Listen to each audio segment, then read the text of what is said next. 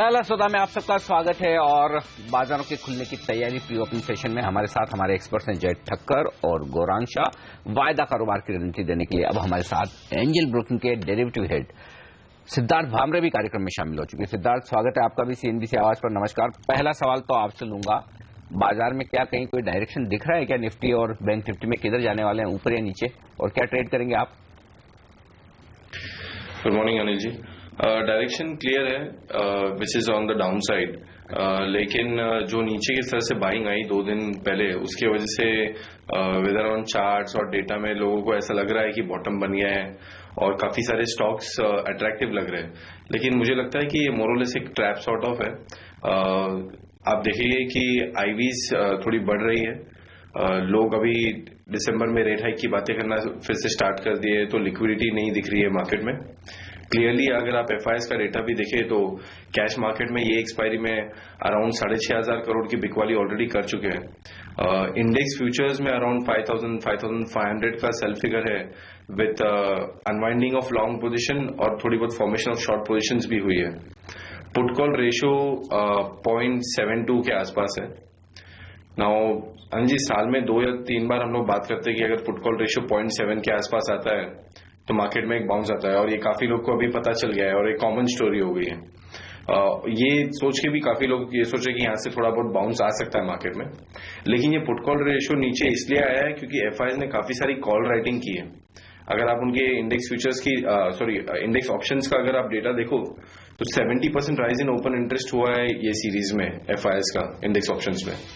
सो ये फैक्टर्स अगर मैं देखूं कि स्ट्रॉन्गर हैंड्स बुलिश नहीं है मार्केट पे, तो मैं मार्केट के डायरेक्शन को सेल ऑन राइज ही बताऊंगा at this point of time, both Nifty and bank Nifty. ठीक बात है, उछाल में बिकवाली करें, ये है राय साफ तौर पर, बहुत क्लियर कट, इसमें कोई डाउट नहीं। निफ्टी और बैंक निफ्टी दोनों में। चलिए, प्री ओपनिंग सेशन हो चुका है शुरू, देख लेते हैं क्या है संकेत। 20 अंक नीचे सेंसेक्स, 20 अंक ऊपर निफ्टी।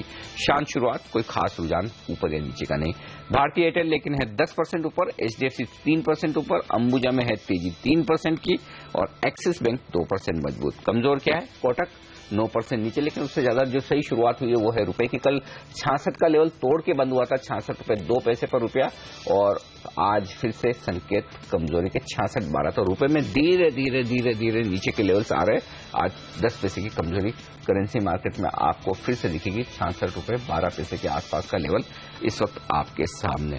तो ऐसे में शॉर्ट करने की बात जब आप कर रहे हैं सिद्धार्थ, तो मैं जानना ही चाहता हूं कि क्या बेहतरीन शॉर्ट फिर ऑयल मार्केटिंग कंपनियों के शेयर हैं? नहीं, मुझे नहीं लगता कि ऑयल मार्केटिंग कंपनी इसके share, I am not denying the fact that उसमें थोड़ी वीकनेस आ सकती है, because oil marketing oil prices थोड़े फर्म हुए हैं।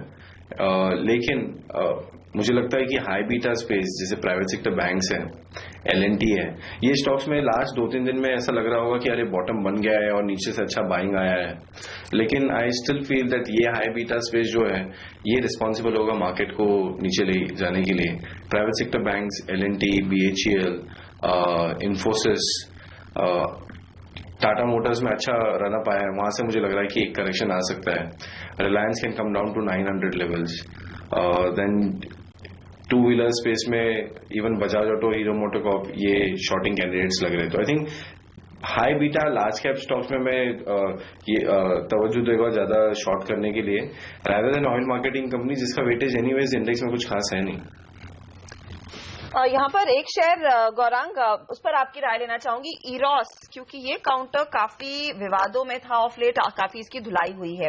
अब इरोस पीएलसी जो इनका इंटरनेशनल आर्म है, उसके नतीजे कल आए और काफी शानदार परफॉर्मेंस देखने को मिला। न्यूयॉर्क स्टॉक एक्सचेंज पर उस स्टॉक में लगभग जबरदस्त तेजी बनती हुई दिखाई दी थी। इनफैक्ट इंट्राडे में डबल डिजिट गेन्स दिखा रहा था।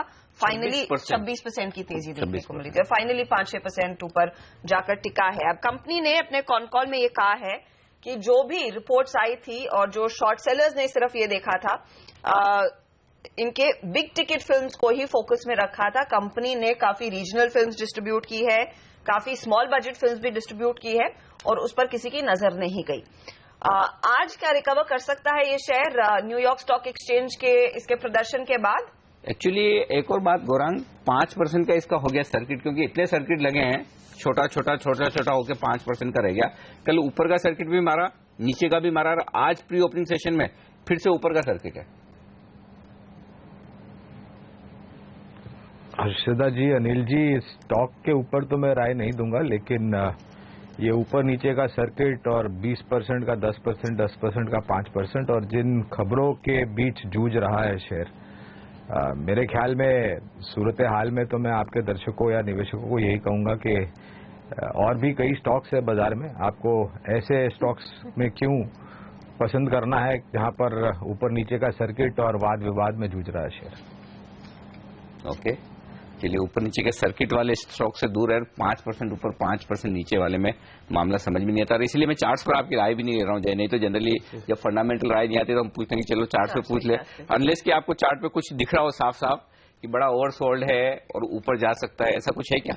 ऐसा तो कुछ एज ऑफ नाउ चार्ट्स पर इंडिकेशन नहीं है। छोड़ दिए, तो मैं नहीं कहना चाहूंगा। देखते हैं कहाँ कितना बढ़ता है, क्या होता है। आज की ऊपर की सर्किट देखते हैं कितनी देर तक कायम रहती है और फिर कल क्या होता है। चलिए, लेकिन आगे बढ़े उससे पहले आपको बता दें, आज स्टॉक 2020 के पहले मैच में, एकमात्र मैच में रादर, हमारे दोनों कैप्टन्स ने कौन से स्टॉक्स आपको ट्रेडिंग के लिहाज से राय दी है खरीदारी करने की या फिर बिकवाली की, देखते हैं।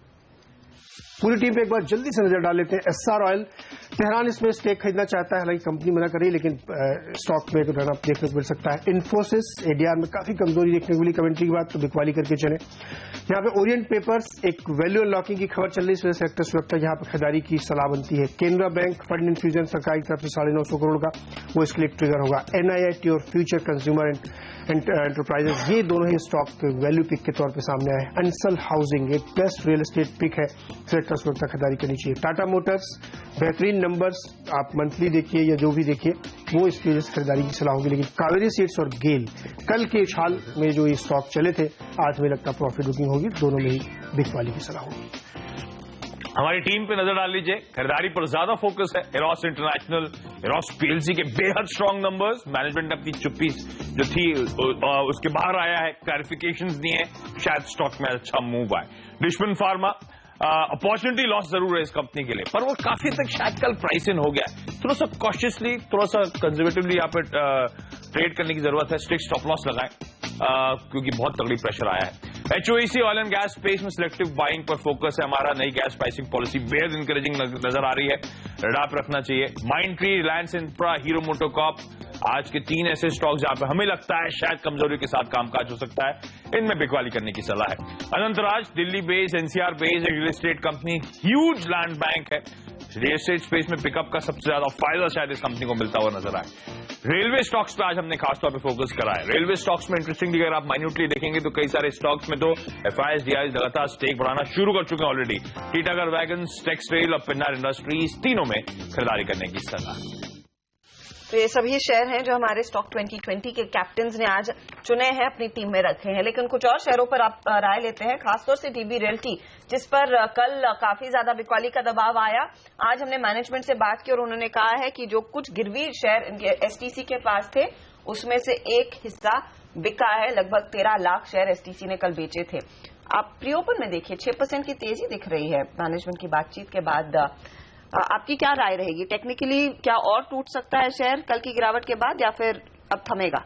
मुझे तो ऐसा लग रहा है हर्षदा, ये स्टॉक अभी एक क्रूशियल सपोर्ट पर आ चुका है। 2011 में देखूं, 13 में, 12 में, हर एक साल जब भी इसमें हमें एक डाउन ट्रेंड देखा गया है, तो करीबन 45-46 लेवल्स के आसपास जब भी स्टॉक आया है, ताकि वहां से एक अच्छा सपोर्ट लेकर एक अच्छा बाउंस बैक देखने मिला है। हालांकि रेंज नैरो होती जा रही है हर्षदा इसमें, बट देन एक बाउंस तो जरूर देखने मिला है। तो आई थिंक ये बाउंस या तो एक सपोर्ट को रिस्पेक्ट करेगा ये स्टॉक, मुझे ऐसा लग रहा है। और जब तक वो लेवल्स के नीचे क्लोज नहीं देता 45 के जोन के नीचे, आई थिंक तब तक ये स्टॉक में किसे एग्जिट नहीं करना चाहिए न्यूज को लेकर, और एक बाउंस बैक फिर से उम्मीद कर सकते हैं। हालांकि प्रीवियस बाउंस जितना मिला था उतना शायद ना देखने मिले, बट डेफिनेटली एक उछाल तो ये स्टॉक में देखने मिल सकता है, करीबन 20% फ्रॉम दीज लेवल्स।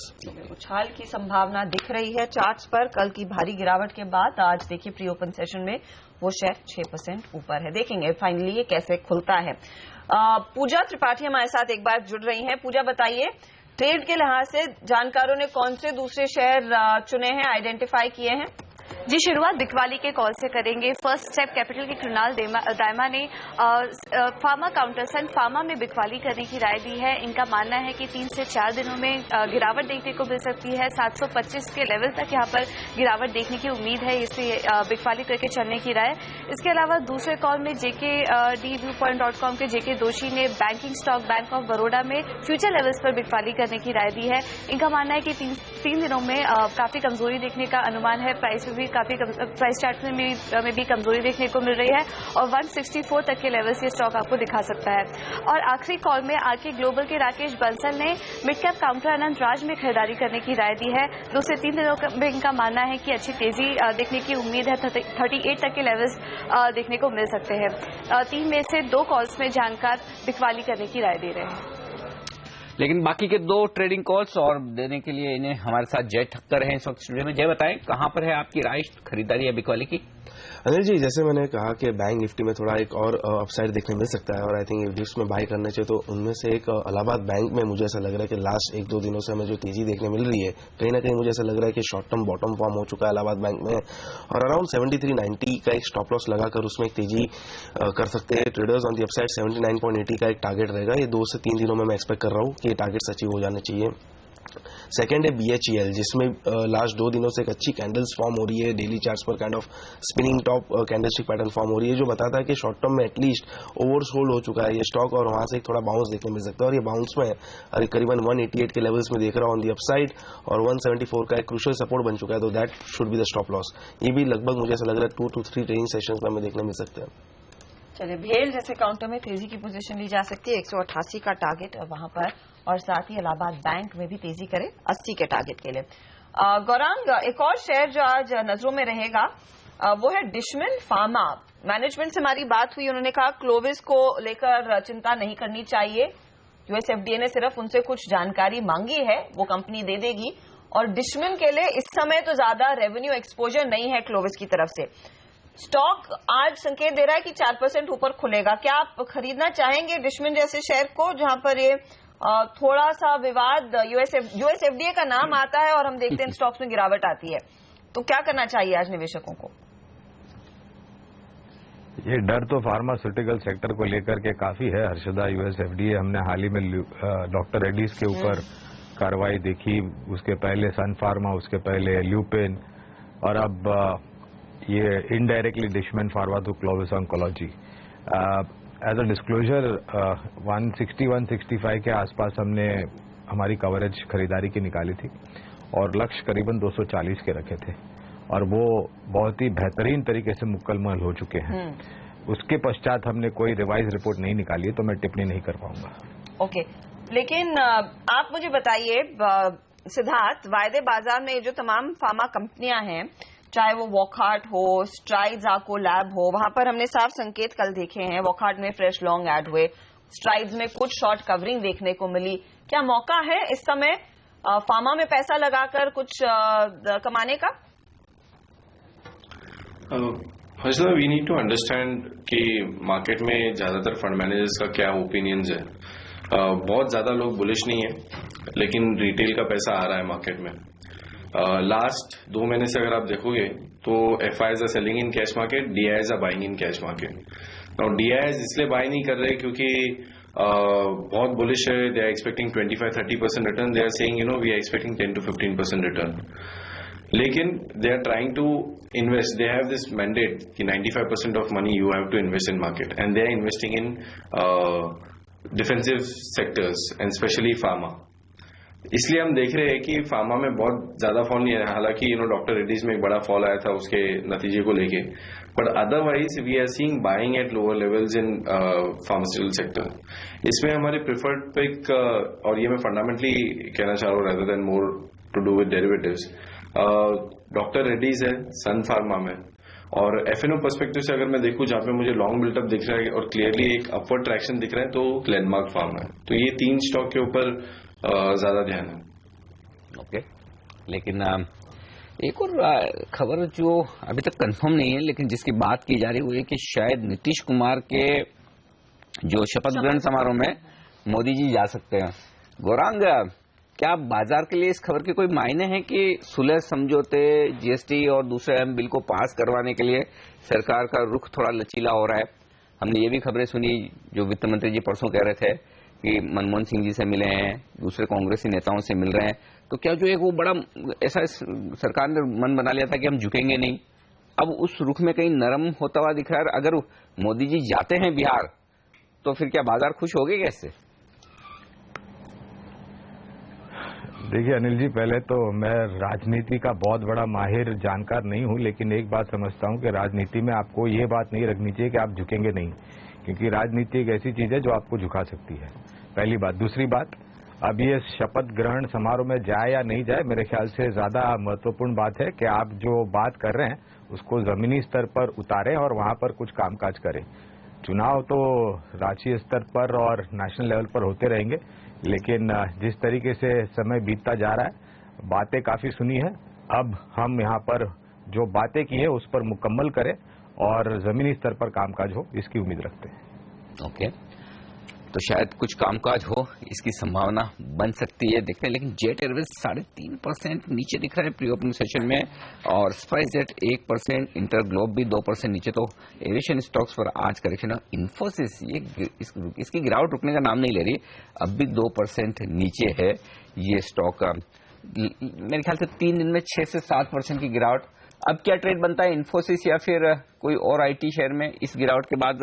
सिद्धार्थ से राय बाद में लेते हैं, क्योंकि अब 20 सेकंड ही बचे हैं शुरुआत होने में, तो एक बार बाजार खुल जाए उसके बाद देखते हैं किन लेवल्स के आसपास शुरुआत होती है। उससे पहले एक बार आपको आइडिया दे दूं प्री ओपनिंग सेशन में संकेत क्या है।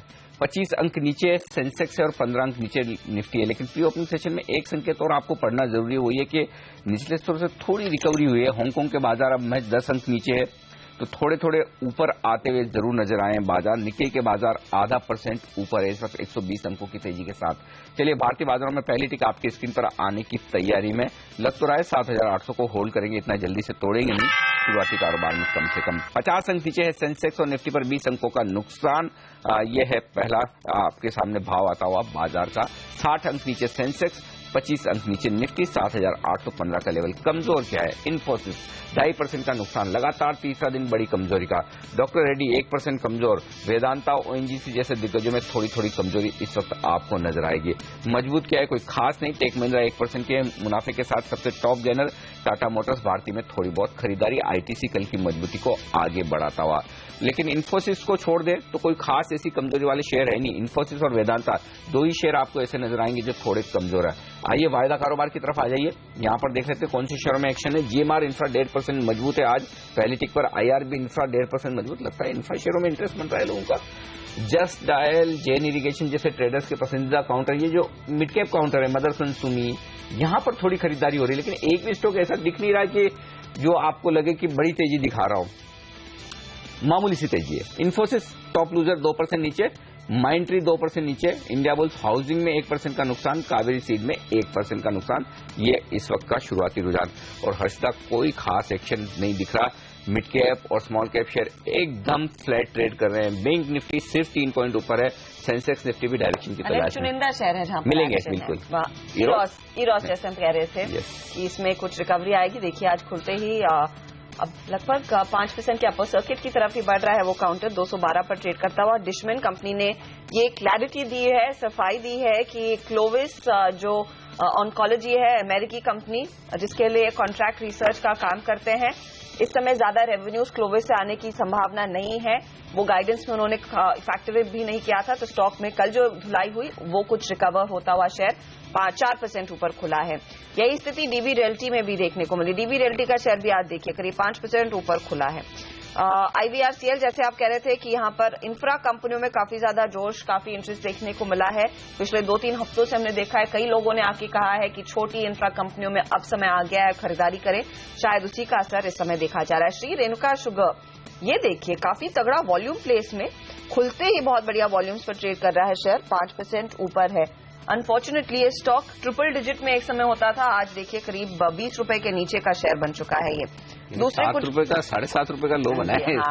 तो काफी बुरे दिन इसने देखे हैं। लेकिन एविएशन कंपनियां, जेट सबसे ज्यादा टूटा है, 2.5% की गिरावट। जैसे हम आपको बता रहे हैं कि सीसीआई ने इनको एक नोटिस भेजा है और इनको कहा गया है, तीनों कंपनियों को, InterGlobe aviation, SpiceJet, jet Airways, कि ये 2 साल पुराना जो कार्टलाइजेशन का आरोप था उस पर इनको अब जुर्माना देना पड़ेगा। इंटरग्लोब एविएशन को लगभग 64 करोड़ देने हैं, जेट को 150 करोड़, इसीलिए उसकी ज्यादा धुलाई हो रही है। और स्पाइसजेट यहां पर कंसिडरिंग काफी तेजी आती हुई दिखाई दी है पिछले चंद महीनों में, यहां पर लोगों ने अपनी फटाफट पोजीशन काटी है, 3% नीचे है ये काउंटर। तो ये कुछ स्टॉक्स हैं जहां पर काफी प्रेशर आया है। आज माइंट्री करीब 2% नीचे खुला है। दूसरे काउंटर जहां पर वॉल्यूम्स के बल पर कुछ प्रेशर बनता हुआ दिखाई दे रहा है, उसमें आप देखेंगे इंडिया बुल्स हाउसिंग फाइनेंस 1.5% नीचे, इसमें फिर से दबाव देखा जा रहा है। मर्केटर में हमने देखा 0.5% से ज्यादा की गिरावट देखने को मिली और यहां पर वॉल्यूम्स हाई हैं, इसीलिए मेरे रेडार पर स्टॉक्स आए हैं। तो ये फिलहाल चाल है बाजार की, ज्यादा कुछ out of the ordinary move नहीं देखने को मिला है। जहां पर खबरें हैं अच्छी, उसका कुछ पॉजिटिव रिएक्शन, कुछ ही पॉजिटिव रिएक्शन, रनअवे गेन्स या फिर ज्यादा टूटते हुए बाजार में शेयर ऐसे नहीं दिखाई दे रहे हैं। लेकिन इन्फोसिस, ये आपके लिए हाजिर करेंगे, इसमें ये तीसरा दिन होगा जहां पर बिकवाली का दबाव देखने को मिल रहा है। इनफैक्ट इन्फोसिस के एडीआर में हमने कल काफी ज्यादा प्रेशर देखा था अमेरिकी बाजार के कारोबार के दौरान।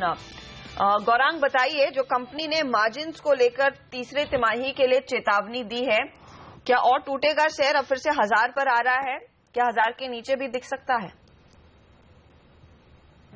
हर्षदा, नीचे के स्तर तो मेरे ख्याल से अगर बाजार में दबाव आता है तो, और निफ्टी पर मेरे ख्याल से आईटी एज एन वेटेज कुछ ज्यादा है, और जो टिप्पणियां मैनेजमेंट ने की है तीसरी तिमाही के नतीजे को लेकर के, उस सूरत हाल में दबाव आ सकता है। पहले तो डिस्क्लोजर देना चाहूंगा कि हमारी खरीदारी की राय बरकरार है और हमारा लक्ष्य करीबन 1350 का है। ये लंबी अवधि का मैं जिक्र कर रहा हूं यहाँ पर। हमें लग रहा है कि जिस प्रकार से विशाल सिक्के जी के नेतृत्व में और उनकी जो एक मार्गदर्शन है और उनका जो एक दृष्टिकोण है, उसको देखते हुए और ये भी देखते हुए कि कुछ नीश सेगमेंट में काम करती है company, cloud computing, artificial intelligence और पॉकेट कंप्यूटिंग, और हाल ही में मेरे ख्याल से इनको back and infra, IT infrastructure का सरकार की तरफ से ऑर्डर मिला था जीएसटी को लेकर के। अब ये सब चीज मैं ध्यान में रखता हूं, और ये भी नहीं आपको भूलना होगा हर्षदा कि अक्सर ये जो दूसरा आधा वित्तीय वर्ष होता है और खास करके जो तीसरी तिमाही का जो नतीजे होते हैं आईटी सेक्टर के, वो ज्यादातर पैमाने पर अगर आप देखने जाएंगे तो थोड़े कमजोरी रहते हैं। लेकिन मैं ये मानता हूं कि आने वाले तिमाही यानी कि चौथी तिमाही के नतीजे और उसके बाद अगले वित्तीय साल में आपको एक अच्छी रिकवरी आते हुए दिखेगी और काफी कुछ अपॉर्चुनिटीज होंगी। दिग्गज कंपनियां, मिसाल के तौर पर इन्फोसिस, टीसीएस, एचसीएल टेक, टेक महिंद्रा जैसी कंपनियां जो काफी सक्षम है आने वाले समय में अपने नतीजों को बेहतर करते हुए, उससे फलस्वरूप आपको दिखेगा कि जो दाम है शेयर के उसमें भी सुधार आ सकता है। 1350 का लक्ष्य हमने निर्धारित किया है, तो आपने जो जिक्र किया क्या ये 1000 के नीचे भी जा सकता है? जा सकता है। 950 के आसपास मेरे ख्याल से बहुत ही महफूज स्तर है, जो मेरे ख्याल से पिछली बार गिरावट दिखी थी तब इसने एक निचला स्तर बनाया था, लेकिन खरीदारी करें लंबी अवधि के नजरिए से। ओके, ये राय आती है। लेकिन फिलहाल अगर आप देखें तो बाजार रिकवर करने की कोशिश कर रहे हैं। मिड कैप इंडेक्स तो 1/4% ऊपर आ ही चुका है।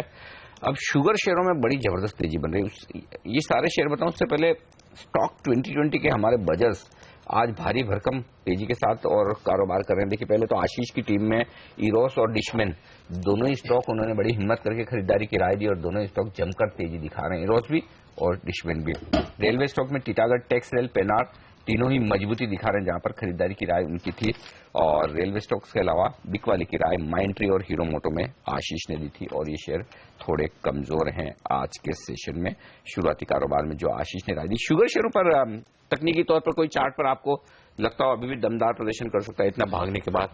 बिल्कुल अनिल जी, इनफैक्ट इतना जो हमने रनअप देखा है उससे आई थिंक इन्वेस्टर्स को घबराना नहीं चाहिए, बिकॉज काफी समय के बाद एक अच्छी तेजी देखने मिली और आई बिलीव कि ये जस्ट स्टार्ट है एक नए बुलरन का शुगर सेक्टर में। अनिल जी, 2006-2007 से कंटिन्यूसली एक सेक्टर एक कंसोलिडेशन में बोलिए या तो एक डाउन ट्रेंड में रहा है, उसके बाद इतनी अच्छी तेजी और साइकिल टर्न होते हुए नजर आ रही है। तो I think at least 2 to 3 years के लिए तो एक साइकिल जो टर्न हुई है वो चलनी चाहिए, और आई थिंक ये लेवल से भी काफी अच्छे ऊपर के लेवल्स देखने मिल सकते हैं। तो अगर निवेश के नजरिए से आप देखते हो तो आई डोंट थिंक कि यहाँ पे भी रिस्क रिवॉर्ड कम हो चुका है, इनफैक्ट यहाँ पे भी रिस्क रिवॉर्ड बहुत ही बढ़िया है। 3 ऐसे स्टॉक्स है जो हमने हमारे क्लाइंट्स को रेकमेंड किए, उनमें से है बलरामपुर चीनी, जो हमें लगता है अराउंड 72-73 के आसपास ट्रेड कर रहा है, बट आई बिलीव के मीडियम टू लॉन्ग टर्म के लिए ये स्टॉक में हमें अराउंड 150 to 200 के लेवल्स देखने मिल सकते हैं। बनारी अमन शुगर्स है जो आई गेस अराउंड 1250 के आसपास ट्रेड कर रहा था कल के ट्रेडिंग सेशन में, जो हमें लगता है करीबन 2700 तक के लेवल्स देखने मिल सकते हैं। निवेश के नजरिए से मैं बता रहा हूँ, शॉर्ट टर्म में 1350-1400 के लेवल्स देखने मिल सकते हैं। और दूसरा रहेगा अपर गैंजेस, आई थिंक इसमें भी बहुत ही अच्छा रनअप देखने मिला है, एक अच्छा ब्रेकआउट देखने मिला है, और ये हमें लगता है कि अराउंड 140-150 के लेवल्स दिखा सकता है going forward in a year और सो।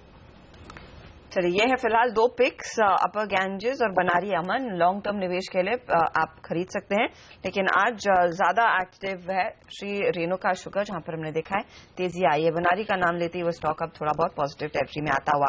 इंफ्रा कंपनियां जीएमआर और आईआरबी इंफ्रा दोनों में तेजी देखने को मिल रही है। वायदे में अगर कोई तेजी की पोजीशन लेना चाहता है, लॉन्ग करना चाहता है, क्या आप सलाह देंगे यहाँ पर सिद्धार्थ? आईआरबी इंफ्रा थोड़ा ठीक लग रहा है, लेकिन ओवरऑल जिस तरह से मार्केट सेंटिमेंट से मैं इंफ्रा स्पेस से थोड़ा दूर ही रहूंगा। इनफैक्ट अगर शॉर्ट करना है तो एलएनटी ये स्तर पे भी शॉर्ट किया जा सकता है। काफी लोगों को लग रहा है कि सपोर्ट मिला है एलएनटी को नीचे के स्तर पे, बट जिस तरह की शॉर्ट पोजीशन एलएनटी में बनी है, मुझे लगता है यहाँ से further downside is quite likely in LNT. Means I won't be surprise if we see 1150 का लेवल्स इन एलएनटी। तो rather than mid cap stocks जहाँ पे थोड़ा बहुत इंट्राडे बाइंग दिख रही है, उसमें कैरिड अवे होने से अच्छा कि मैं ओवरऑल ट्रेंड जो नेगेटिव है मार्केट में तो उसके साथ रहूंगा, और एलएनटी को हायर लेवल्स पे या करंट लेवल्स पे भी शॉर्ट करने की सलाह करूँ। बिल्कुल, तो एलएनटी तो सिद्धार्थ का सदाबहार शॉर्ट हो गया है। मतलब मुझे लगता है नहीं। सिद्धार्थ ये बताओ कहां तक शॉर्ट करेंगे, कितना गिरेगा ये बताइए। सीधा थोड़ा मैं बोल रहा हूँ सदाबहार नहीं है। अगर लग रहा है कि स्टॉक नीचे जा रहा है तो you have to be with the trend. अगर आप कोई भी टेक्निकल एनालिस्ट को वीकली चार्ट्स बताएं निफ्टी के, तो he will tell you that it is lower top lower bottom formation और हम करेक्ट हो रहे हैं। और जिस तरह से लिक्विडिटी जा रही है, आई डोंट थिंक सो कि ये तेजी वाला माहौल है। और जनरली मिड कैप्स में शॉर्ट नहीं करना चाहिए, क्योंकि अगर 1 या 2 दिन तेजी वाले दिन आते हैं तो उसमें mid cap has potential to go up by 8% 10%, जिसमें आपके स्टॉप लॉस ट्रिगर हो जाते हैं।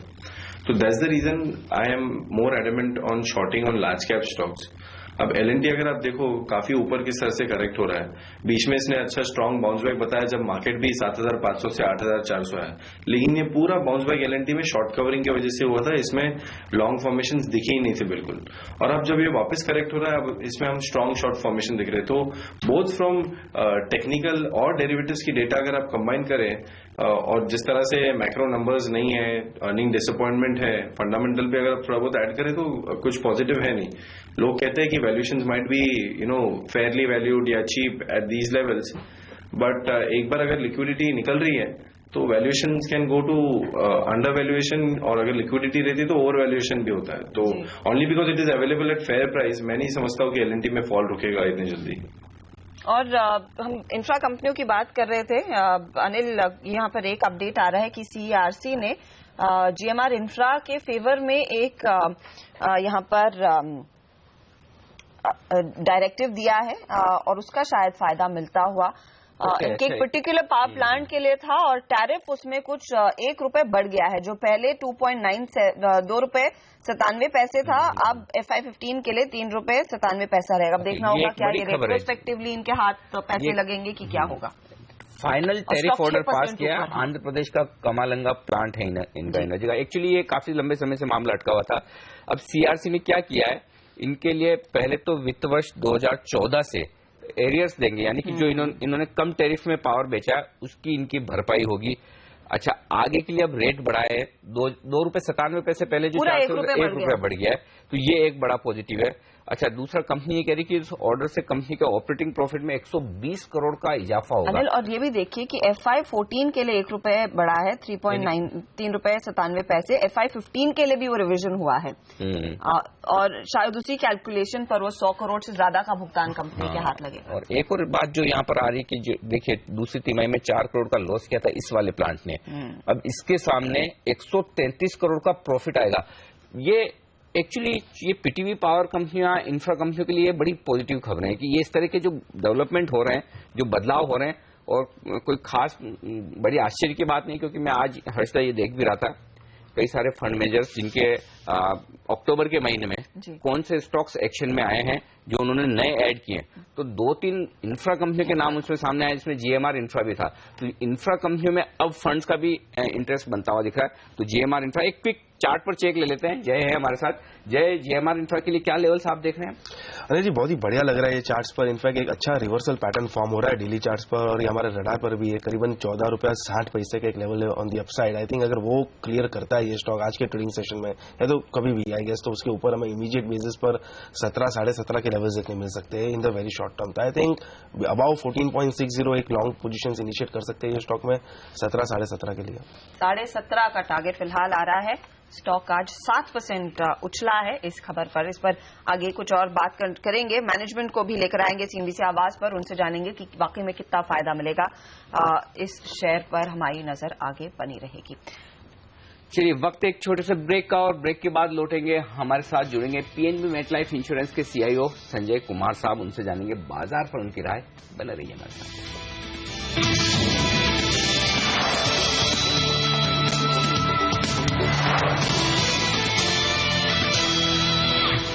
हरे निशान में लौटने की कोशिश करते हुए बाजार में 4 अंकों की कमजोरी है सेंसेक्स में, और निफ्टी इस वक्त दिखेगा आपको 3 अंक नीचे। लेकिन हरे निशान में आ चुके हैं मिड कैप और स्मॉल कैप शेयर। 1.4% की मजबूती वहां दिख रही है। बैंक निफ्टी पर भी नजर आ रही है, 25 अंक ऊपर हो चुका है। तो धीरे धीरे रिकवरी की कोशिश हो रही है निचले स्तरों से, और ये एक अच्छा संकेत है बाजार के लिए कि कोई बड़ा पैनिक जैसा मामला या बड़ी गिरावट जैसा, बड़ी कमजोरी जैसा हाल है नहीं। 7,813 ये है आज का लो लेवल। 7,836 जिसके आसपास कल हमने क्लोजिंग दी थी 7,837। जी हाँ, बिल्कुल वहीं पर निफ्टी हाई बनाया है, तो हाई पॉइंट के आसपास ट्रेड कर रहा है। लेकिन बाजार में काफी इंटरेस्टिंग समय चल रहा है, जहां 3 हफ्तों से कमजोरी का माहौल दिखा, अब थोड़ी रिकवरी भी आती हुई दिख रही है। बड़ी इवेंट्स पीछे निकल गई है, रिजल्ट्स खत्म हो गए हैं, बिहार के इलेक्शन निकल गए। अब बाजार आगे संकेत किन बातों से लेगा और किस तरह की दिशा रहेगी बाजार की, और निवेशकों के लिए कहां मौके हैं पैसा लगाने के, इन सब पर बातचीत करते हैं। हमारे साथ पीएनबी मेटलाइफ इंश्योरेंस के सीईओ संजय कुमार साहब कार्यक्रम में शामिल हो रहे हैं। एक्चुअली हमारे स्टूडियो में इस वक्त। संजय जी नमस्कार, स्वागत है आपका सीएनबीसी आवाज पर। पहला सवाल तो यही लेना चाहता हूं कि लोग बड़े कंफ्यूज हैं कि कुछ हो नहीं रहा है बाजार में, बहुत नीचे भी नहीं जाता है, ऊपर जाते तो बिकवाली आ जाती है, नीचे 7,700, ऊपर 8,300, 400। आपको डायरेक्शन क्या लग रहा है क्या बाजार में, किस तरफ जाने वाला है? इस वक्त आप अगर बाजार की बात कर रहे हैं तो बाजार 2 बातों पे डिपेंड करता है। एक तो अगर आप मैक्रो सिचुएशन देखें कंट्री की, और दूसरी माइक्रो सिचुएशन। तो जहां तक मैक्रो का सवाल है, मैक्रो काफी स्ट्रांग दिख रहा है। अगर आप इन्फ्लेशन देखें, कंफर्टेबली अंडर कंट्रोल है, इंटरेस्ट रेट्स की डिक्लाइनिंग ट्रेजेक्टरी है, रियल इंटरेस्ट रेट पॉजिटिव है और काफी टाइम से अभी पॉजिटिव है। अगर आप फॉरेक्स रिजर्व देखें तो $350 बिलियन प्लस है, more than 10 months import cover है आपके पास। तो इंडिया की सिचुएशन वैसे अगर आप फिस्कल और current account deficit point of view से भी देखें तो काफी स्ट्रांग है। तो मैक्रो सिचुएशन काफी एक्साइटिंग है। जहां प्रॉब्लम देखी जा रही है वो है माइक्रो में, और माइक्रो में मैं बात करना चाहूंगा, कंपनी की कमाई नहीं दिख रही। एग्जैक्टली। सो और मैं उसकी वजह की भी बात करता हूं आपसे। जो इन्वेस्टमेंट साइकिल पिकअप की बात हो रही है, वहां पे प्रॉब्लम देखी जा रही है। तो पिछले कई सालों का अगर आप GFCF gross fixed capital formation या सिंपली पुट कैपेक्स एनालाइज करें तो आपको दिखेगा कि रियल एस्टेट सेक्टर और मैन्युफैक्चरिंग सेक्टर, इन दोनों का सबसे बड़ा योगदान रहा है। राइट। और इन दोनों में अभी मंदी देखी जा रही है। राइट। इसको मैं अगर सेक्टर्स पॉइंट ऑफ व्यू से देखूं या ओनरशिप पॉइंट ऑफ व्यू से देखूं तो प्राइवेट कैपेक्स का टोटल कैपेक्स में सबसे बड़ा योगदान होता है, और इसमें भी तेजी नहीं देखी जा रही है। गवर्नमेंट कैपेक्स में को तो पैसा लगाना ही नहीं, नया निवेश तो करना ही नहीं, कंपनी की हालत ही खराब है। हाँ, और उसका एक रीजन है कि जो एग्जिस्टिंग कैपेसिटी है उसका यूटिलाइजेशन लो है। सो अगर कैपेसिटी यूटिलाइजेशन एग्जिस्टिंग कैपेसिटी का लो चल रहा है, सो नए प्रोजेक्ट्स लगाने का तो सवाल ही नहीं होता है। और जहां तेजी देखी जा रही है वो है गवर्नमेंट कैपेक्स में। सो गवर्नमेंट कैपेक्स में रोड्स पे, हाईवेज पे, रेलवेज पे, वहां काफी एक्सपेंडिचर देखा जा रहा है। और किसी भी कंट्री के इकोनॉमिक ग्रोथ फेज में ये देखा गया है कि government capex precedes private capex. So अभी हम उस फेज में चल रहे हैं। यहाँ मैं ये भी कहना चाहूंगा कि जो ग्रीन शूट्स काफी देखे जा रहे हैं इंडियन इकोनॉमी में। हमारा इंडस्ट्रियल प्रोडक्शन का जो मूविंग ट्रेजेक्टरी है वो मूविंग अप है। हालांकि जो नंबर है वो काफी स्मॉल है, बस उसमें रिवाइवल देखा जा रहा है। नंबर ऑफ प्रोजेक्ट्स कंप्लीटेड उसमें इंप्रूवमेंट देखी जा रही है। अगर आप इंजीनियरिंग एंड कंस्ट्रक्शन कंपनीज की ऑर्डर इनफ्लो देखी जा रही है। आप कह रहे हैं कि थोड़ी थोड़ी सिचुएशन बेहतर हो रही है, थोड़ी थोड़ी हो रही है, इंक्रीमेंटल हो रही है और ये चलते रहेगा। तो इस पे एक सवाल आपसे देता हूं, क्योंकि आज मैं कुछ रिपोर्ट्स पढ़ रहा था अक्टूबर महीने के म्यूचुअल फंड के आंकड़े। कुछ फंड्स जो बड़े फंड्स हैं म्यूचुअल फंड, उनका मैं देख रहा था कि कौन से ऐसे शेयर हैं जिनसे वो बिल्कुल बाहर निकल गए और कौन से ऐसे शेयर हैं जिनमें उन्होंने फ्रेश एंट्री की है। एक तो जिनकी पोजीशन जीरो कर दें, यानी कि उनका इंटरेस्ट ही खत्म हो गया शेयर में, और एक पहली बार जो शेयर खरीदा। तो इंटरेस्टिंग बात है कि पहली बार खरीदने वाले शेयरों में संजय जी आप देखें इंफ्रा स्टॉक्स काफी दिखकर आ रहे हैं। तो ऐसा क्या आपको दिख रहा है कि इंफ्रा शेयरों में ऐसा तेजी का मौका बन सकता है, या चीजें बदल रही है, कंपनियों की हालत सुधरेगी, कारोबार बढ़ेगा, वहां निवेश के मौके हैं? फिर वहां अनिल जी दो तरह की स्टोरीज देखी जा रही है इंफ्रास्ट्रक्चर स्टॉक्स में। एक तो जो थीम बेस्ड प्लेज हैं, फॉर एग्जांपल अर्बन इंफ्रास्ट्रक्चर पे गवर्नमेंट का काफी फोकस है। सो अर्बन इंफ्रास्ट्रक्चर फोकस्ड कंपनीज, वहां उनके ऑर्डर इनफ्लोज काफी अच्छे हैं और इस तरह के बॉटम अप काफी आइडियाज हैं। सो अगर आप हाईवेज स्टॉक्स देखें, inter state road development companies देखें, या इंट्रा स्टेट देखें, या इवन अर्बन सेंटर्स में देखें, तो ऐसी काफी कंपनीज हैं जो इस थीम्स पे प्ले कर रही हैं। फॉर एग्जांपल जो रोड्स बन रहे हैं सिटीज में, जो मेट्रो रेल्स बन रही है, सो इस तरह की कंपनीज की अगर बॉटम अप सिलेक्शन देखें तो यहाँ आप इंफ्रास्ट्रक्चर सेक्टर में आप स्टॉक पिकअप कर सकते हैं। ये बहुत थीमेटिक प्ले है। Infrastructure in general top down story नहीं है, ये बॉटम अप अप्रोच ही इसमें चलेगा। एक और स्टोरी पे मैं आपसे बात करना चाहता हूँ, जो कई सारे फॉरेन ब्रोकरेजेस से हम बात करते हैं, कॉन्फ्रेंसेस चल रही है एक के बाद एक चीज साफ दिख रही है, वो कह रहे हैं कि अर्बन कंजम्पशन, यानी कि शहरी इलाकों में तो डिमांड अच्छी है, लोग खरीदारी कर रहे हैं, पैसा खर्च कर रहे हैं, लेकिन गांवों की हालत खराब है। तो ऐसे में कई सारे फंड में मैंने ये भी देखा है जिनका कारोबार गांवों में ज्यादा है, वो कंपनियां फंड मैनेजर्स के पोर्टफोलियो से बाहर निकल रही है। जिनका कारोबार शहरों में ज्यादा है, वहां पर महंगे हैं शेयर, फिर भी खरीदे जा रहे हैं। आप कैसे देखते हैं? आपने बिल्कुल ठीक कहा।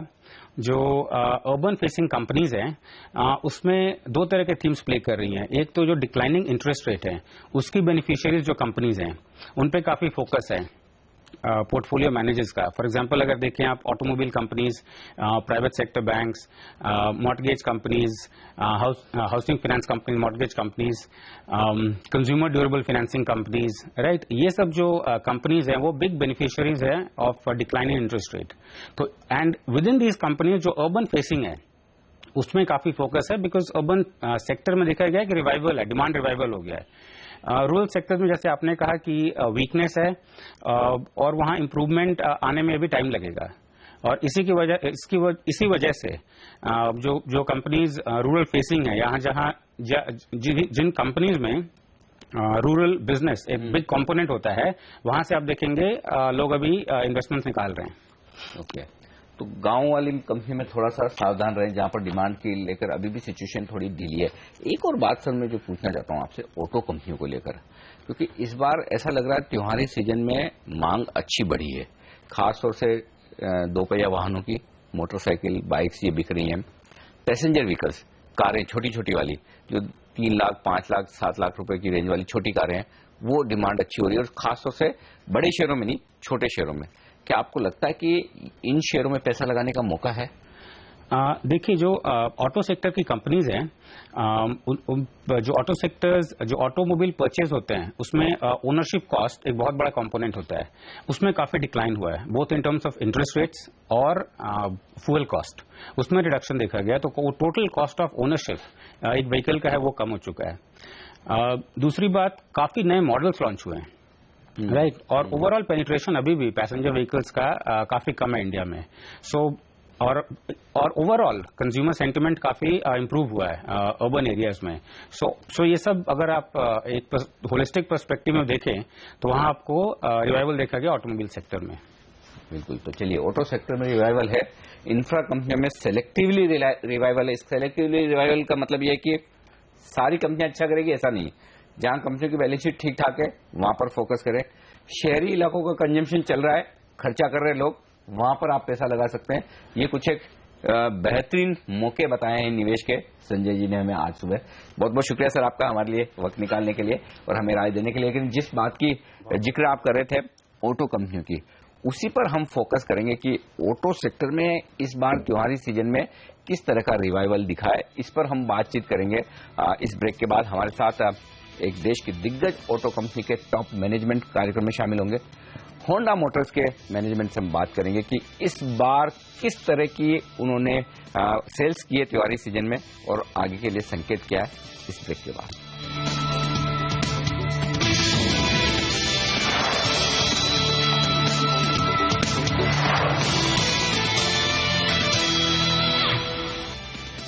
बाजार हरे निशान में लौटते हुए दिख रहे हैं। 5 अंक ऊपर है सेंसेक्स और 1 अंक ऊपर है निफ्टी। मिड कैप इंडेक्स में आधा % की हो गई है तेजी।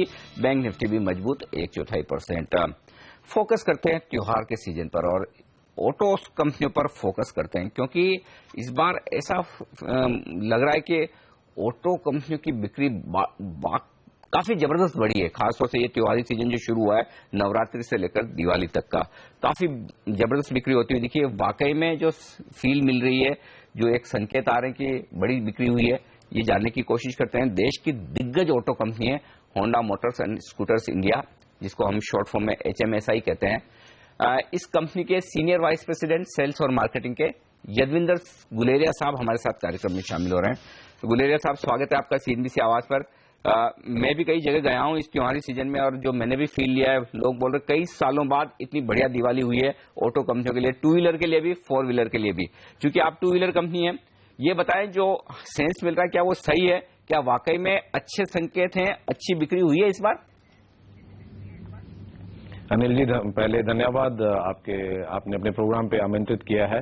और जैसा आपने सही बोला, और मुझे ये भी मालूम कि आप स्वयं भी मार्केट में त्योहारों के समय आप मार्केट में खुद भी उपस्थित थे। और ये हकीकत है कि इस साल हर त्योहार में जब हम अपने आंकड़े उनको एनालाइज करते थे तो 30 to 40% के करीब हमारी पिछले फेस्टिवल सीजन से ग्रोथ रही है, चाहे वो गुड़ी पड़वा था या ओनम केरला में था। तो उसी हिसाब से हमने काफी पहले से तैयारियां शुरू कर दी थी इस दशहरा और नवरात्रि त्योहार के लिए और दिवाली के लिए। और इस बार हमारी बम्पर सेल रही और 33% ग्रोथ होंडा की रही है धनतेरस के दिन। और एक ही दिन में 2,20,000 2 व्हीलर हमने उस दिन 9 नवंबर को हमने ऑल इंडिया में हमारी ये सेल रही है। और इसमें ये भी एक अच्छी बात रही कि बहुत स्कूटर्स और मोटरसाइकिल में हमें ग्रोथ मिली है।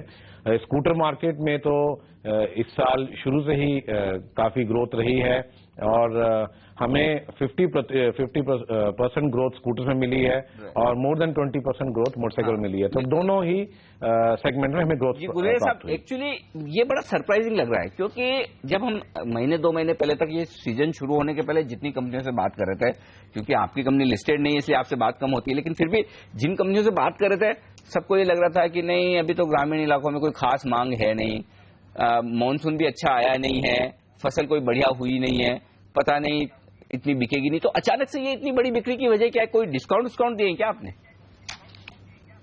नहीं, हम ये नहीं कहेंगे कि ये अचानक हुआ है। ये स्वाभाविक है कि जब मार्केट की परिस्थितियां वॉल्यूम को सपोर्ट नहीं करती हैं तो आप किसी से भी बात करेंगे तो ये स्वाभाविक है कि जो आपको रिस्पांस मिलेगा वो यही होगा कि नहीं, अभी मतलब सेंस जो मार्केट के अंदर ऑप्टिमिज्म कम है और कस्टमर कम आ रहे हैं।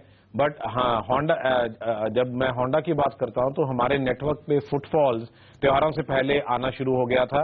तो कॉन्फिडेंस हमारे नेटवर्क का, हमारी जो फील्ड टीम सबका बड़ा था कि जो जब त्योहार आने वाले होंगे तो जरूर सेल में एक उछाल आएगा, क्योंकि पिछले इस साल में जितने भी त्योहार आए हैं हमें होंडा में 30 से 40% उछाल सेल में मिला है।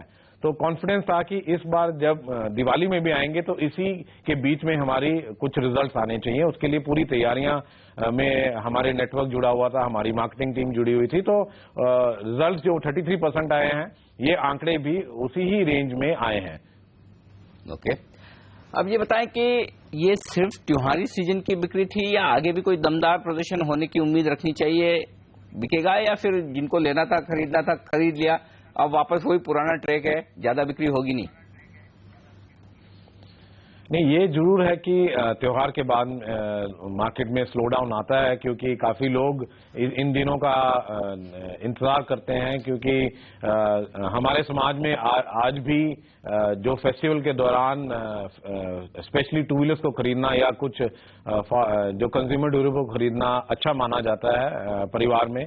तो वो जो सेंसिटिविटी है और जो एक फेस्टिवल में अप एंड डाउन होता है सेल का, वो तो जारी रहता है। तो ये स्वाभाविक है कि कुछ सेल्स में जो गति रही त्योहारों में, वैसी गति आगे देखने में नहीं रहेगी। बट जो पॉजिटिव साइन है वो कि अर्बन मार्केट में अभी भी सेल्स मोमेंटम है, कस्टमर अभी भी वॉक इन कर रहे हैं।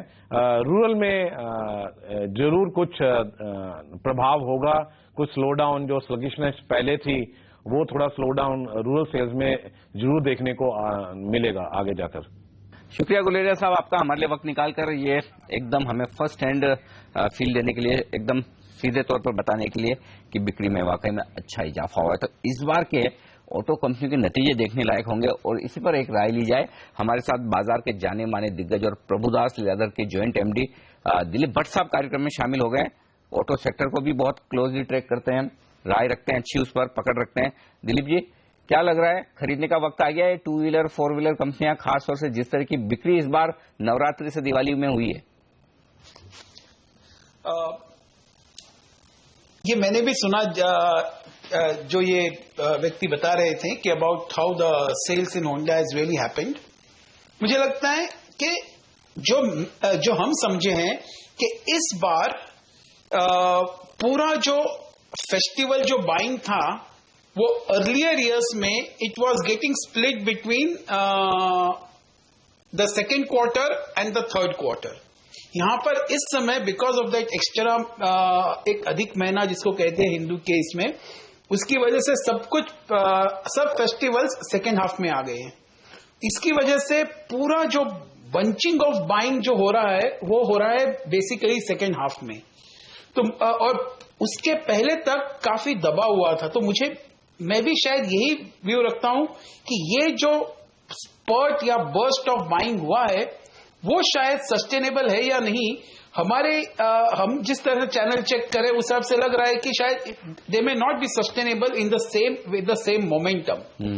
सो this is certainly which we should really remember. लेकिन ये बात जरूर है कि whether it is FMCG, whether it is auto और any of the things, we will see this third quarter particularly very good quarter on quarter as well as on a YOY basis, because पूरा bunching of sales इस quarter में हो रहा है जो as compared to the earlier quarter it was happening in a slightly different way। तो कम से कम ये second thing sir, जी ये तिमाही दमदार रहेगी।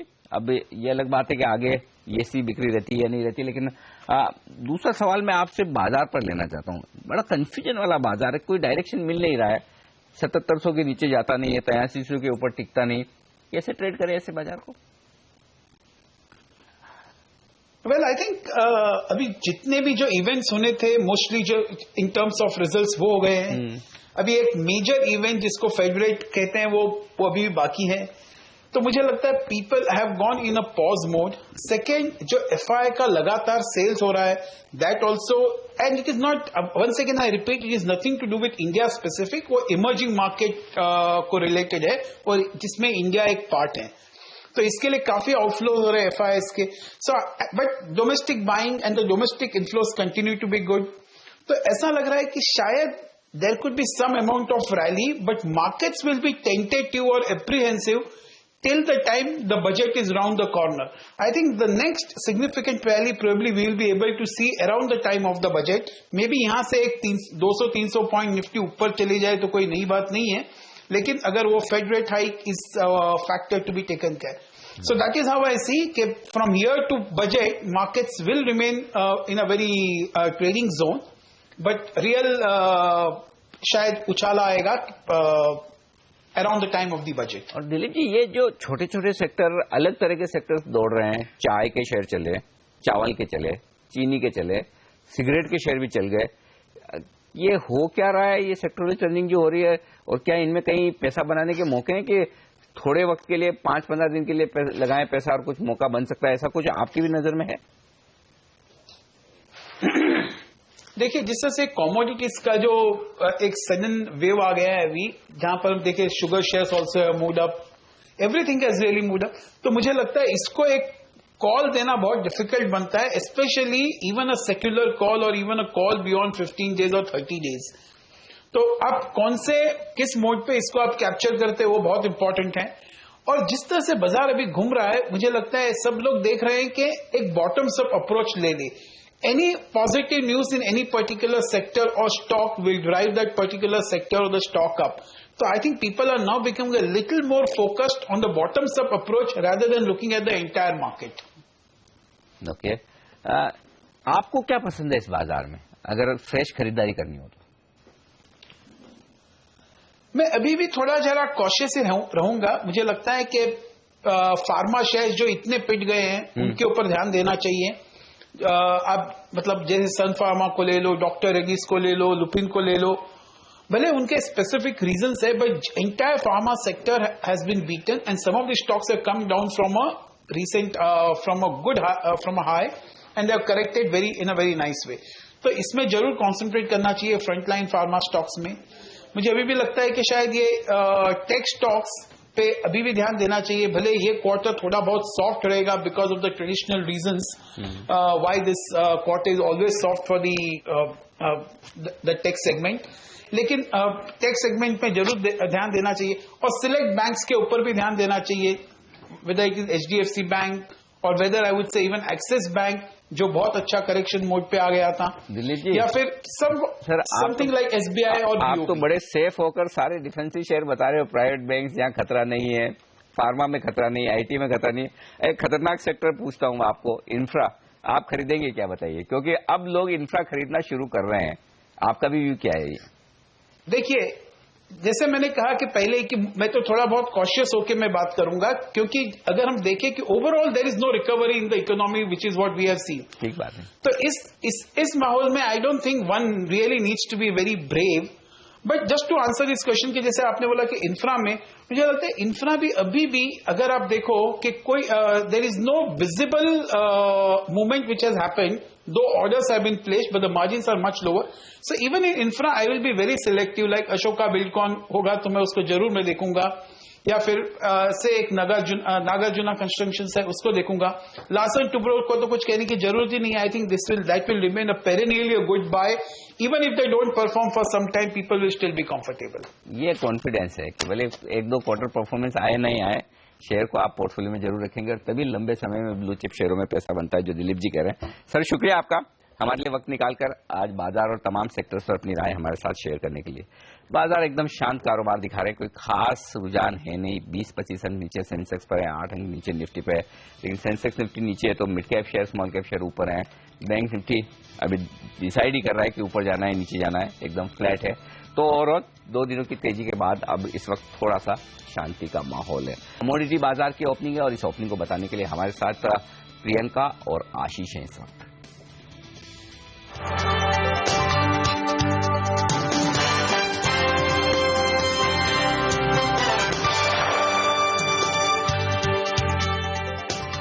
नमस्कार। तो किस तरह के संकेत हैं कमोडिटी बाजार के लिए? आज इंतजार रहेगा कि अमेरिका में फेडरल रिजर्व की पिछली बैठक का ब्यौरा जारी होगा, जो भारतीय समय अनुसार रात 12 बजे के बाद जारी होगा। इससे पहले सोना पिछले करीब 6 साल के निचले स्तर पर लुढ़क गया है। अंतर्राष्ट्रीय बाजार में ये $1070 के नीचे कारोबार कर रहा है। दरअसल अमेरिका में ब्याज दरें बढ़ने के अनुमान से डॉलर 7 महीने की ऊंचाई पर चला गया है। ऐसे में सोने में दबाव बढ़ता हुआ नजर आ रहा है। वहीं अगर चांदी की बात की जाए तो यहां भी दबाव है और ये 2.5 महीने के अपने निचले स्तर पर कारोबार कर रही है। हालांकि अमेरिका में कच्चे तेल का भंडार कम होने से इसकी कीमतों में करीब 1% की तेजी देखने को मिल रही है। एसीआई के मुताबिक अमेरिका में कच्चे तेल का भंडार 4,82,000 बैरल गिर गया है और ये अच्छी खबर है कच्चे तेल के लिए। आज अमेरिकी एनर्जी डिपार्टमेंट की भी भंडारण रिपोर्ट आएगी, जिस पर बाजार की नजर टिकी रहेगी। और इस बीच हम डॉलर में मजबूती और मांग में कमी के अनुमान से बेस मेटल्स में गिरावट देख रहे हैं। एलएमई पर कॉपर, निकल और जिंक पिछले 6 साल के अपने लोज पर लुढ़क गया है। आज डॉलर के मुकाबले रुपए में हल्की कमजोरी भी देखने को मिल रही है। तो नजर रहेगी कि इन संकेतों को घरेलू कमोडिटी बाजार किस तरह से देखते हैं और इसकी शुरुआत कैसे होती है। मेरे साथ मेरे सहयोगी आशीष भी जुड़ गए हैं। गुड मॉर्निंग आशीष, क्या स्ट्रैटेजी रखें आप बताएंगे अपने खास मेहमान के साथ और किन लेवल्स पर नजर रखनी चाहिए? बिल्कुल प्रियंका, खास तौर पर ध्यान देंगे कच्चा तेल कमजोर था, 2.5% के आसपास ही कल इंटरनेशनल मार्केट्स में कमजोरी थी। तो वो जो एक पॉज आया था लगातार कमजोरी में, वो इस वजह से आया था कि वो पेरिस अटैक, उसके बाद सीरिया पे फ्रांस का जो हमला था, तो वो जियोपॉलिटिकल रिस्क के चलते को छाल था, पर वो सस्टेनेबल नहीं था। हमने कल भी हाईलाइट करा था किस तरह से ओवर सप्लाई के कंसर्न्स हैं। हर दिन किस हद तक बैरल्स में ओवर सप्लाई है और वो ओवर सप्लाई का ओवरहैंग इस समय बाजार पे वापस हावी होता हुआ, इसीलिए कल कमजोरी के साथ कामकाज हो रहा था। इनफैक्ट आज ध्यान रखें, जो प्रियंका भी कह रही थी, EIA यानी कि सरकारी एनर्जी इंफॉर्मेशन एडमिनिस्ट्रेशन जो यूएस में है, उसके आंकड़े आएंगे स्टॉक पाइल्स के और एक्सपेक्टेड है कि स्टॉक फिर से बिल्डअप होते हुए नजर आएंगे, फिर से बढ़ेंगे। ये 8वां स्ट्रेट वीक होगा जब बढ़त होने वाली है। 16 लाख बैरल्स के आसपास, यानी कि कुल मिलाकर रिकॉर्ड हाईज 49 लाख बैरल्स के आसपास के देखे थे हमने इस साल अप्रैल में, उन्हीं लेवल्स के आसपास हम पहुंच रहे हैं। तो बड़ा तगड़ा ओवर सप्लाई, बड़ा तगड़ा बिल्डअप अमेरिका में, वो दबाव बनाएगा। इंटरनेशनल मार्केट्स के बाद आज सुबह 3-4% की बढ़त थी, तो भारतीय बाजारों में भी 0.5% के आसपास के कल के प्रेशर के बाद उछाल के साथ शुरुआत होती है। तो 0.5% कच्चा तेल मजबूती के साथ कामकाज कर रहा है। आज सबकी EIA की उस रिपोर्ट पे नजर होने वाली है, जो आज देर शाम भारतीय समय अनुसार आएगी। नेचुरल गैस आपकी स्क्रीन पर लाना चाहूंगा, क्योंकि एनर्जी से फोकस कर रहा हूं, तो वहां पे 1.4% के आसपास की कमजोरी है। अर्ली एशियन ट्रेड्स में 1.4% की मजबूती के साथ कामकाज हो रहा है, लेकिन भारतीय बाजारों में 40 पैसे नीचे नेचुरल गैस की शुरुआत होती हुई। बुलियन यानी कि सोना सबसे पहले आपकी स्क्रीन पर आता हुआ और आज कुछ हद तक ईज ऑफ होता हुआ, फिर से दबाव के साथ कामकाज हो रहा है इंटरनेशनल मार्केट्स में भी और भारतीय बाजारों में भी हल्की कमजोरी। 23 रुपए के आसपास का दबाव, 25,000 के लेवल्स के आसपास ट्रेड्स हैं। लेकिन ध्यान रखें, सोना अपने 6 साल के लोअर लेवल्स के आसपास ही इस समय भी कामकाज कर रहा है। और जो सेफ हेवन बिट्स, जैसे हमने कच्चे तेल के फ्रंट पे कहा था, वो जियोपॉलिटिकल कंसर्न, वो सोने में भी आई थी। वो टेम्पररी एक दिन का था मूव, उसके बाद यहां पे भी प्रेशर है। और यहां पे प्रेशर क्यों है? जिस तरह से US डॉलर अपने ईयर हाईज के आसपास पहुंचता हुआ, हम एकदम शायद कगार पे खड़े हुए हैं। दिसंबर में अमेरिका में एक दशक के बाद, ऑलमोस्ट 7-8 साल के बाद ब्याज दरें बढ़ने के सिलसिले की शायद शुरुआत हो जाए। आज इंपॉर्टेंट होने के लिए आज से, क्योंकि आज FOMC की जो पिछली बैठक हुई थी, यानी कि फेडरल रिजर्व की जो बीती बैठक हुई थी, उसके मिनट्स आने वाले हैं। कई लोग मानते हैं वो मिनट शायद बेहद इंपॉर्टेंट होंगे, उसमें शायद कुछ क्लियर कट संकेत हों ब्याज दर बढ़ने के, उसमें क्या कुछ ऐसी हाइलाइट्स दे फेड कि शायद पूरी तरह से मार्केट को प्रिपेयर करने की कोशिश हो। तो वो मिनट उस लिहाज से बड़े इंपॉर्टेंट होने वाले। बेस मेटल्स आपकी स्क्रीन, उससे पहले चांदी भी आपकी स्क्रीन पर आया था। सोना एकदम सुस्त शुरुआत करता हुआ, बिल्कुल सुस्त कामकाज। चांदी में हम देख रहे हैं 1.5% की कमजोरी, 100 रुपए से ज्यादा के दबाव के साथ कामकाज। लेकिन बेस मेटल्स अपने 6 साल के फ्रेश लोज के आसपास, कल भी हमने हाईलाइट करा था किस तरह की कमजोरी है। कॉपर आज भी आपकी स्क्रीन पर 1.25% के आसपास का दबाव है। 1.5% के आसपास आज शुरुआती एशियाई कामकाज में कॉपर कमजोर था। निकेल एकदम सपाट, महज 20 पैसे, लेकिन अच्छी बात कि मजबूती के साथ इस समय एटलीस्ट कामकाज हो रहा है, हल्के हरे निशान के साथ कामकाज हो रहा है। एल्यूमिनियम में 1.4% की कमजोरी है, 25 पैसे नीचे शुरुआत होती हुई। लेड में 0.5% का दबाव है, 50 पैसे नीचे, 104 रुपए 15 पैसे के आसपास के लेवल्स। जिंक में 0.5% की कमजोरी, 65 पैसे नीचे खुलता हुआ ये कमोडिटी। तमाम बेस मेटल्स आज फिर से कमजोर, सिर्फ निकल अपने पीयर्स के मुकाबले एटलीस्ट रिलेटिवली और परफॉर्म करता हुआ एकदम सपाट इस समय कामकाज कर रहा है। एग्री कमोडिटीज में सोया ऑयल 60 पैसे की कमजोरी है, तो ऑलमोस्ट कल के क्लोजिंग लेवल्स 595 के आसपास शुरुआत होती हुई। क्रूड पाम ऑयल भी एकदम शांत, महज 10 पैसे की कमजोरी, 388 के लेवल, 388 के लेवल। सोयाबीन 3805 पे कामकाज, 11 रुपए कमजोर, 1.4-1.5% के आसपास का दबाव। मस्टर्ड सीड में शुरुआती जो टिक्स आ रहे हैं 2 रुपए के आसपास की मजबूती है, 47.24 के लेवल्स पर ट्रेड। चने में 1.4% की कमजोरी, 13 रुपए नीचे, 53.91 के लेवल्स। वीट आधे % उछाल, 9 रुपए की मजबूती, 1611 के लेवल्स पर ट्रेड। शुगर में मजबूती है, आधे % की, 15 रुपए ऊपर, 2707 के लेवल्स। कोरिएंडर 12 रुपए के आसपास की तेजी। बाकी एग्री कमोडिटीज आपकी स्क्रीन पर आते रहेंगी। इस बीच रुपए में क्विकली चेक लेना चाहूंगा, 66 के आसपास, 66.02 पे मेरे ख्याल से कल रुपया क्लोज हुआ था, 66.12 के लेवल्स। तो कल की क्लोजिंग से 10 पैसे की कमजोरी के साथ आज कामकाज हो रहा है। लेकिन चलिए कमोडिटी मार्केट्स की ओपनिंग समझते हैं और आज की रणनीति बनाने के लिए हमारे साथ IIFL के हितेश जैन जुड़ रहे हैं। हितेश, हाय, गुड मॉर्निंग सर। सबसे पहले तो सोना, आज तो वो FOMC के मिनट्स भी आने वाले हैं। मैं कुछ आर्टिकल्स पढ़ रहा था जहां पे लोग मान रहे हैं कि शायद बड़े इंपॉर्टेंट हो सकते हैं, बड़े कुछ संकेत दे सकता है फेड। हालांकि एनीबडी इस गैस समय वहां पे क्या निकल के आएगा। लेकिन सोने में फिर उस लिहाज से क्या कामकाज, कैसे कामकाज करूं? पिछले 15 में से 14 ट्रेडिंग सेशन तो दबाव के साथ ही रहे सोने के, आज भी बिकवाली कर डालूं?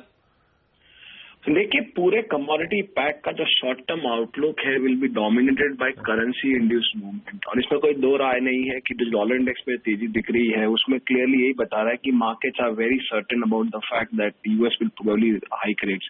इनफैक्ट आप फॉरवर्ड रेट का जो फेडरल के होते, यूएस फेड के जो होते हैं, वो क्लियरली बता रहा है कि 70% प्रोबेबिलिटी है कि यूएस रेट हाइक करेगा। और डॉलर इंडेक्स में 99.7, 99.8 चल रहा है, और अगर आप टेक्निकली देखिए तो डॉलर इंडेक्स क्लियरली बता रहा है कि 102, 103 के लेवल्स हिट कर सकता है बिफोर December 16 जो इवेंट है। तो आई थिंक नेक्स्ट 15 से 20 डेज के लिए कंटिन्यूस मार्केट फैक्टर इन ही करेगा और प्रेशर बना रहेगा, क्योंकि आप देखिए जो कल इंडस्ट्रियल प्रोडक्शन नंबर्स यूएस के आए थे वो बुरे आए थे। अगर आप देखें अक्टूबर का जो रीडिंग था वो 0.2% कॉन्ट्रैक्ट किया था मंथ ऑन मंथ बेसिस, तो भी डॉलर इंडेक्स स्ट्रॉन्ग रहा है। इसका मतलब यही है कि एक रेट हाइक की जो परसेप्शन है वो बहुत स्ट्रांगली रीइंफोर्स हो रहा है। तो आई थिंक दबाव मेंटेन रहेगा। गोल्ड में बहुत क्रूशियल लेवल ब्रीच हुआ है ये साल का लो 1080 क्लोजिंग बेसिस पे। आई थिंक वीकनेस इंटैक्ट रहेगी, प्रोबेबली यहाँ से $30 से $50 का फॉल देख सकते हैं। तो 25,000 पे हम इंडियन मार्केट्स पे हैं, तो इसका मतलब क्या हुआ, कहां तक का दबाव यहाँ पे आएगा?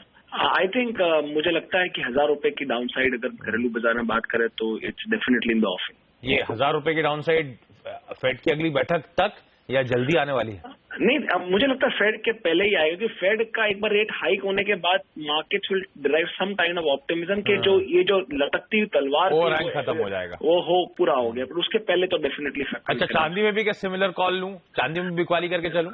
हाँ, चांदी में डबल वैमी रहेगा, क्योंकि प्रेशियस मेटल में तो हम देख रहे हैं स्लगिशनेस और इंडस्ट्रियल कमोडिटीज में भी हालत खराब है। तो आई थिंक पूरा प्रेशर मेंटेन रहेगा घरेलू बाजार में। हमें will not be surprise to see silver moving towards 31,000 levels. और बेस मेटल्स, क्योंकि आपने कहा ही, मेंशन कर ही दिया है कि दबाव के साथ कामकाज, 6-6 साल के फ्रेश लोज बना रहे हैं, लगातार कमजोरी चल रही है सर। इन कमोडिटीज में कोई कमोडिटी आपने सिंगल आउट करी है, ट्रेंड के साथ जाएंगे या ट्रेंड को बक करने की कोशिश होगी? नहीं, ओवरऑल ट्रेंड वीक है, पर मुझे सबसे वल्नरेबल कॉपर लगता है, क्योंकि अगर कॉपर का बात करें तो मार्जिनल कॉस्ट ऑफ प्रोडक्शन है वो अभी भी नीचे है। इनफैक्ट मैं लंदन गया था 2-3 हफ्ते पहले, जब लंदन मेटल एक्सचेंज का वीक रहता है, इवेंट रहता है, वहां लोग बता रहे थे कि कॉपर में ऐसा हाल है कि even at the current levels 88% of the people are still making money. Unlike aluminium, zinc में तो बहुत सारे लॉसेस फेस कर रहे हैं, कॉपर में अभी भी 88% people are actually still making money. भले प्रॉफिटेबल बहुत हाई लेवल पे नहीं होगा, तो there is not a big incentive to actually scale down production. तो प्रोडक्शन और डिमांड में अभी तक जो इक्विलिब्रियम है उसमें बहुत बड़ा लैग है कैलिब्रेशन होने में। तो आई थिंक कॉपर वल्नरेबल है। घरेलू बाजार में मुझे लगता है एक बार 300 के लेवल्स ब्रीच होने के बाद 280 के 285 के लेवल्स देखने को मिल सकते हैं। ओके, तो यहाँ पे बिकवाली करने की सलाह। अच्छा, कच्चा तेल लगातार प्रेशर वापस बनना शुरू हो चुका है सर। ओवर सप्लाई के फिर से कंसर्न्स मार्केट में आते हुए आज EIA का जो सरकारी आंकड़ा आने वाला है, फिर से शायद 8वीं लगातार वीक होगा जब बिल्डअप स्ट्रांग होगा। अब तो रिकॉर्ड हाइस के आसपास बिल्डअप पहुंच रहा है। कच्चे तेल में क्या इस रिपोर्ट से पहले बिकवाली करके चलूं? फ्रैंकली स्पीकिंग कच्चे तेल में एक मत बन चुका है, एक परसेप्शन डेवलप हो चुका है कि ऑयल मार्केट वेल सप्लाइड। ये आज की बात नहीं है। जब भी ऑयल एक्चुअली अगर लास्ट ईयर जून जुलाई की बात करें, जब भी ऑयल 80-100 चल, तब भी परसेप्शन बन चुका कि ऑयल मार्केट वेल सप्लाइड और it's a matter of time oil गिरे। अभी भी कुछ फंडामेंटल चेंज नहीं हुए। इनफैक्ट जो अभी लेटेस्ट रिपोर्ट आई थी आपकी IEA की, वो क्लियरली बताते कि 3 बिलियन ऑफ क्रूड ऑयल और oil products are lying in various warehouses या वेरियस जो भी है आपके स्टोरेज हाउसेज में। तो ये तो वही है, जब तक OPEC एक्ट नहीं करता, I don't see a big any meaningful recovery. हो सकता है कि शॉर्ट टर्म में एक बार 40 भी लेवल टेकन अवे हो जाए and we'll go back to $37-38 पर बैरल का लेवल इस फार एज WTI कंसर्न। वो मैं इसलिए हाईलाइट कर रहा था कि जियोपॉलिटिकल कंसर्न जो पेरिस अटैक के बाद आया था, तो एक दिन का उछाल आया था, तो लोग बहाने ढूंढते हैं बीटन डाउन पॉकेट्स में कुछ खरीदारी करने के, और वापस सप्लाई कंसर्न इसलिए आ गए थे क्योंकि उसकी एथरोपेटाइट शुरू हो गई। सबको रियलाइज हुआ कि फंडामेंटल तो जस्टिफाई करते नहीं इस रैली को। अच्छा हितेश, इस बीच आप रुपए में क्या फैक्टर इन कर रहे हैं? आज 8-10 पैसे के आसपास की कमजोरी है, कमजोरी गिराने का डर है? देखिए, I am actually very impressed by rupees resilience, relative resilience. अगर कंपेयर करें दूसरे पूरे ओवरसीज मार्केट्स में जो मूवमेंट चल रहे करेंसीज में, तो वो रेजिलियंट है। But we can not rule out the fact कि रुपी में वापस वीकनेस आए, क्योंकि हम बोल रहे dollar index will go towards 102 level, that mean euro will weaken, pound will weaken. तो कहाँ ना कहाँ थोड़ा इम्पैक्ट रुपी पे तो आएगा ही। And I think rupee will can again revisit to 66-50, in fact 67 level तक एक बार तो जा सकता है। ओके, चलिए हितेश, बहुत धन्यवाद सुबह सुबह हमारे लिए रणनीति बनवाने के लिए। और आपकी एक नई फोटोग्राफ लग रही है, मुझे लगता है आपने भेजी है, काफी अच्छी फोटोग्राफ है हितेश। Thank you. बहुत धन्यवाद हमारे लिए वक्त निकालने के लिए सर। इस बीच एग्री कमोडिटीज में जो पिक्स हम आपकी स्क्रीन पर आएंगे, लेकिन यहाँ पे एक छोटा सा ब्रेक लेना चाहूंगा। ब्रेक के बाद सौदा आपका की शुरुआत करेंगे, इक्विटी मार्केट्स में खासतौर पर फोकस करेंगे, हमारे तमाम एक्सपर्ट्स जुड़ेंगे, आपकी क्वेरीज को रिजॉल्व करने की कोशिश।